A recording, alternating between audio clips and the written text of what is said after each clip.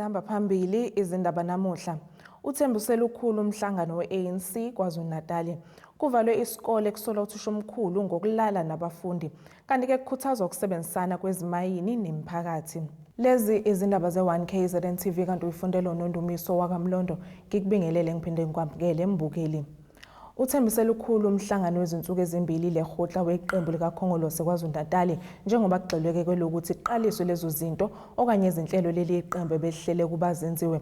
Lokho ke kudalulwe nguhlalo weqembu esifundazweni saKwaZulu-Natal umnumzana uSihle Zikalala nalapho eveze khona ukuthi sesiphelile leso sikhathi sokuthi kubekwe imithetho ijike ingasetshenziswa. Wathi ke sebezogxila kakhulu nasekuthenini besondeze uhulumeni kubantu ikakhulukazi abantu basemakhaya. Iqembu le-ANC esifundazweni saKwaZulu-Natal libambe umhlangano walo welihotla izolo lapho bexoxa khona ngezinto elifuna ukuqala elizifake manje unyaka usaqala lisebenzele phezulu kwazo. Lo mhlangano ke ubuhanjelwe amalunga ke ahlukahlukene leli qembu okubala nalabo abazimiya komasipala amakhansela kanjalo nongqongqoshe. Ekhuluma nethimba lezindaba le-1KZN TV lo nguhlalo we-ANC esifundazweni saKwaZulu-Natal umnumzana uSihle Zikalala uthi bafuna uhulumeni asondele ebantwini kulethwe izidingo nqangi zabo kungabi nje amahhovisi abukhazikhazi kodwa intuthuko ingabonwa. Elwehutla ye-ANC sibheka kakhulu ukuthi yini esiyenzayo uqinisa lokhu esithi icapacity yokuimplementa izinhlelo zethu njengombutho nezinhlelo zethu njengohulumeni, ngoba kubalekile ukuthi indlela esisebenza ngayo ihlale igculisa abantu bakithi futhi ikwazi ukuthi imithe ama-target esisuke siwabekile. Kuyenzeka kwezinye izikhathi uthola ukuthi izisebenzi zikahulumeni zisebenza ngendlela edemeselayo eyehlisa amandla, kanti kubalekile ukuthi uma sisebenzela isizwe sisebenze ngokuzimisela, implemente wonke ama-project ngendlela aphele futhi siqinisekise ukuthi akwi-standard esiphezulu. Uzikalala-ke uthi okunye-ke okuyivangile abasashumayela namanje ilelo lokuthi-ke kubumbanwe kanjalo-ke namadlelane ndawonye abo ukuze-ke umbutho wabo uqhubeke nokwenza lokho owawubunjelwe ukuthi ukwenze. Umsebenzi esiwubheke kakhulu ubumbano lwe-ANC nobunye nje bombutho siwu-ANC sikushilo sisuka kwaDukuza kwirally lelabo esigubha khona iminyaka 105 ANC yasungulwa.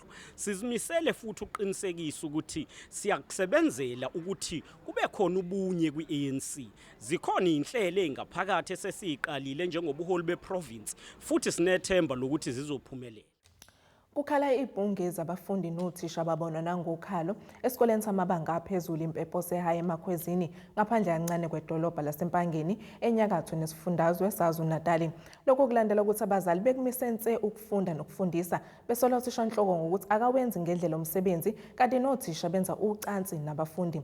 Omunye abazali ke unkosikazi uJabu Mgenge uthi ke abazimisele ke ukubonisana nothishanhloko kodwa ke manje sekuzophoqa ukuthi bemkhiphe emagcekeni alesi sikole.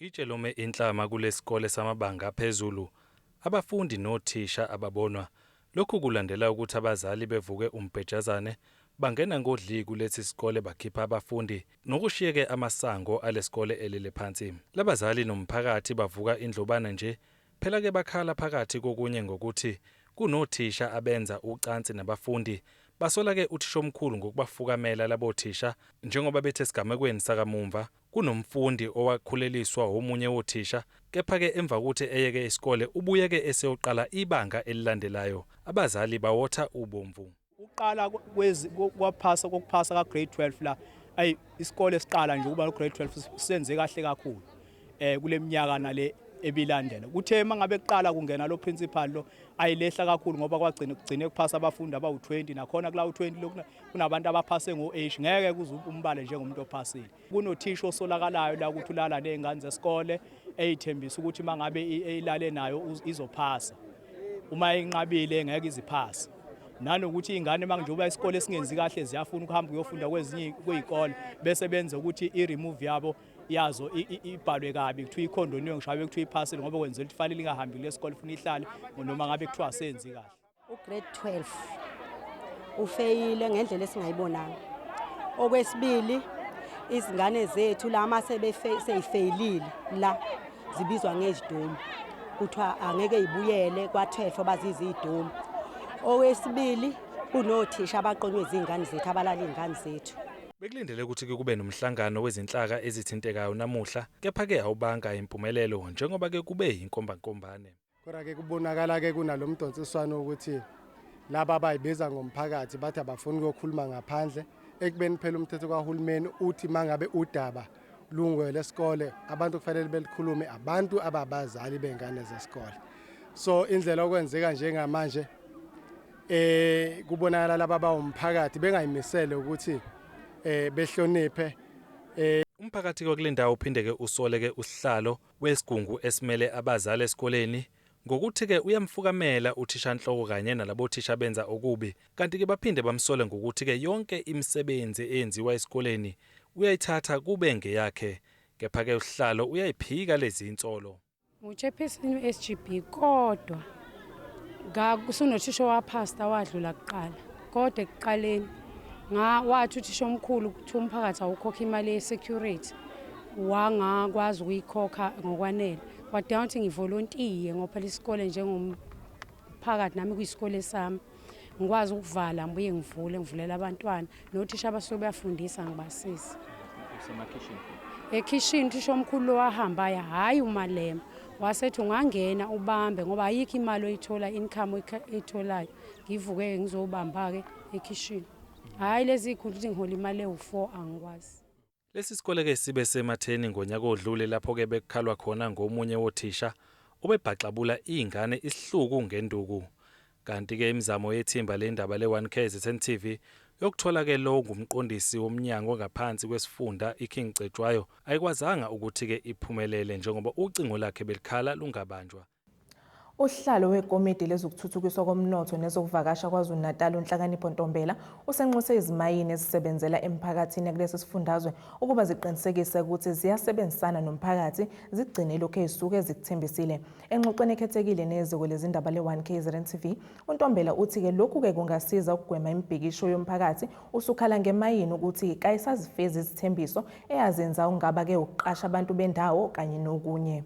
Ikomidi lezokuthuthukiswa komnotho kanye nokuvakasha isishayamathetho saKwaZulu-Natal libambe isithangami sokuxoxisana nomphakathi waseRichards Bay ukuhambeke lifuna uvo lomphakathi mayelana nomthethosivivinyo ozofundisa umphakathi ngamalungelo awo uma ngabe kuzoba khona emayini endaweni.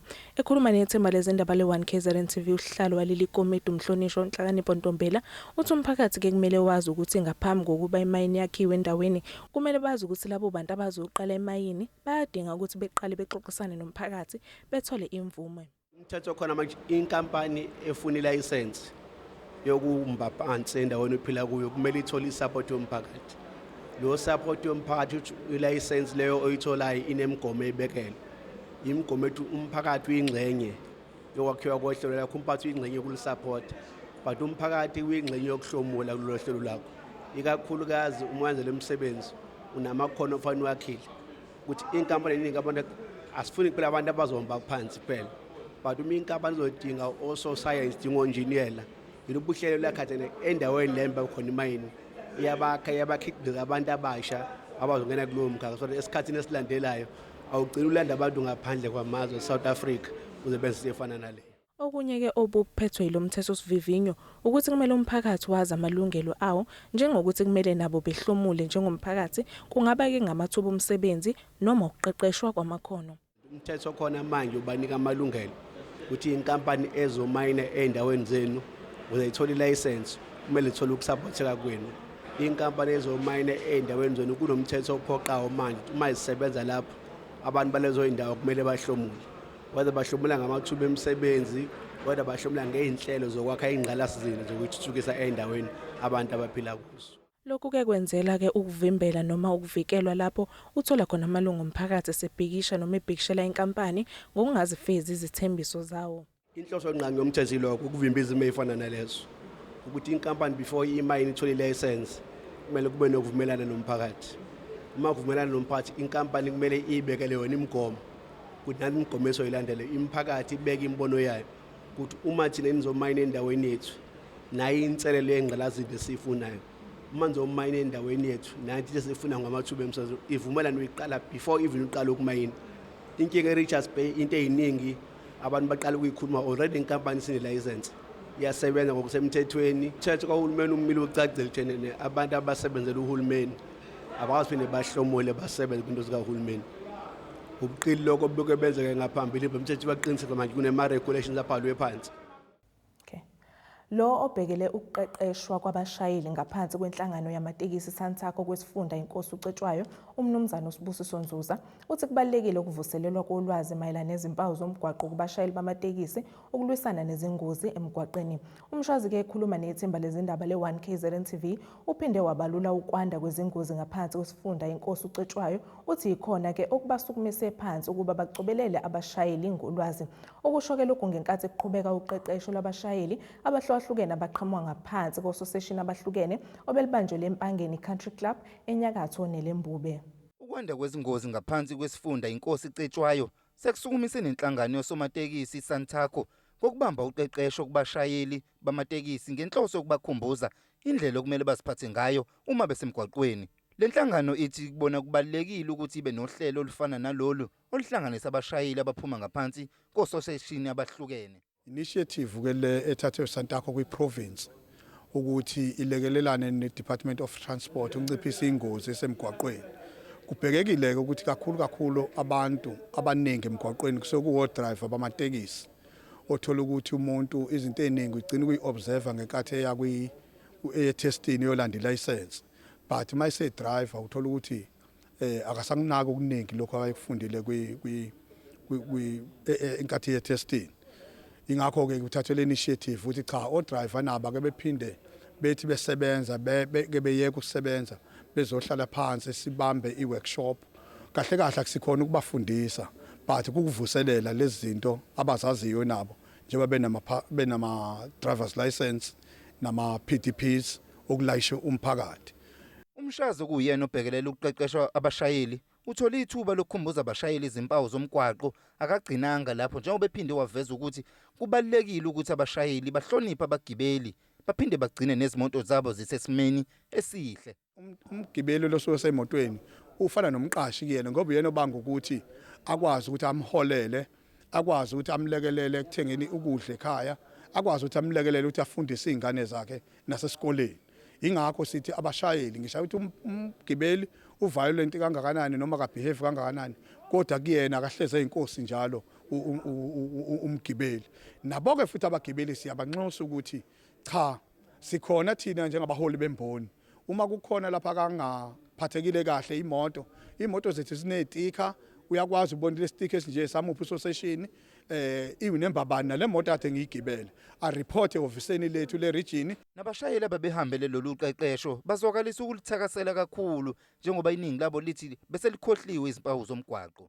Lolu hlelo lolu olwenziwe iKZN luzosiza kakhulu singabashayeli ukuvuselela esasekufundile ngesikhathi siqala sidinga izincwadi zokushayela ngoba kahle kahle ngoba sifuna ukukhumbuzana ukuthi kahle kahle kupho kubalekile nanokubaleka kokwenza umsebenzi wokudrive itekisi ngendlela efanelekile ukuthi masibhekana nezinkinga ezithile emsebenzini njengokuxabana nabagibeli sibahenglisha kanjani kuzoba indlela esibhekana nayo ngeengozi. Izindabeni ze1KZN TV nginguthabani Maphumulo empangeni. Ake sibheke engosini yezomnotho. Irandi ibiza R13.36 uma beqhathaniswa nedola laseMelika libo R16.64 uma beqhathaniswa nopondo waseBrithani libo R14.29 uma beqhathaniswa neeuro yase-Europe. Igolide lona lime $1,234.15 i-ounce kuthi olongahluziwe $55.84 umphongolo. Ake sibheke engosini yezemidlalo.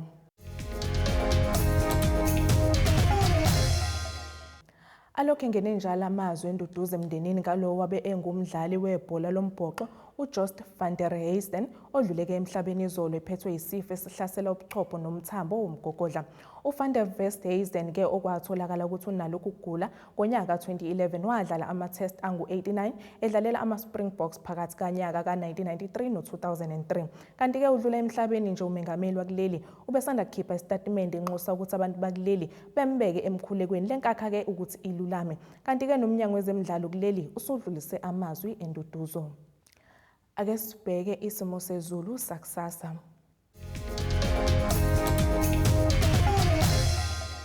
Empangeni lizobe liguqubela amaze ngokushisa u22 kuya ku34 degrees, eThekwini u21 kuya ku29 degrees, eMgungundlo ovundwa ngazibomvu u18 kuya ku30 degrees, Olundo luMahlikihli u21 kuya ku34 degrees, eXhobe eMantende u16 kuya ku27 degrees, isiphethe ngeVryheid eFilidi u17 kuya ku30 degrees. Zingakho-ke mbukele bese kuphathele zona namuhla kaMgenge Ntombi, ithi mina nobusuku obuhle siphinde sihlangane futhi kusasa ngesikhathi esifanayo.